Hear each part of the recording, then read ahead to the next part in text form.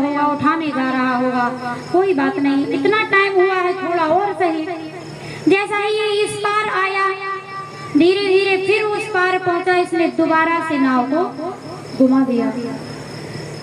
लक्ष्मण जी नहीं रुक पाए और लक्ष्मण जी ने कहा, भैया एक बात बताओ, हम आपकी नाव में घूमने के लिए थोड़ी बैठे हैं जो आप हमें चक्कर लगवा रहे हो। आपको नहीं लगता कि हमें बैठे बैठे चक्कर भी आ सकते हैं? ये चक्कर क्यों लगवा रहे हो? केवट ने हाथ जोड़ करके कहा कि वाह प्रभु, आप तो 2-3 चक्कर में ही घबरा गए। जब आप एक जीव को 84 लाख योनियों में चक्कर लगवाते हैं, क्या जब दया नहीं आती आपको कि इन्हें भी चक्कर आते होंगे? आप भी तो चक्कर लगवाते हैं, इसलिए हम भी आपको चक्कर जरूर लगवाएंगे। बड़े प्रेम से घुमा रहा है और जैसे ही बीच धार में नाव पहुंचती है तो लक्ष्मण जी को डर लगता है कि कहीं नाव में पानी ना भर जाए तो नाव डूब जाएगी।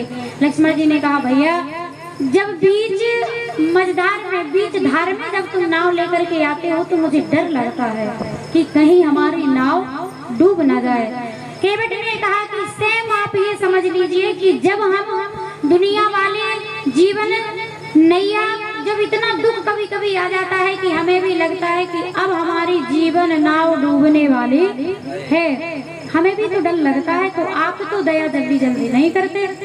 लक्ष्मण जी ने कहा, भैया आप जानो और आपके भक्त जाने। आज भगवान राम ने कहा कि केवट टाइम हो रहा है, देरी हो रही है, आप जाओ, जाकर के हमें पार करो।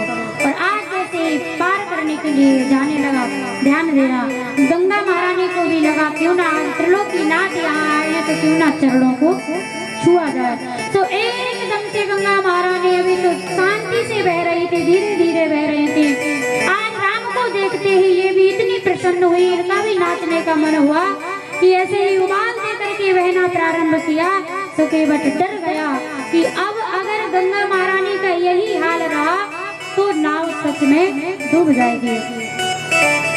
नाव चला रहा है धीरे धीरे और गंगा मैया से कहता है कि मेरी नैया में, केवट की काटती नैया है, उसमें भगवान को उसने बिठाया है। शंकर भगवान कहते हैं कि एक नाव हमारे पास है, वो है जीवन नैया।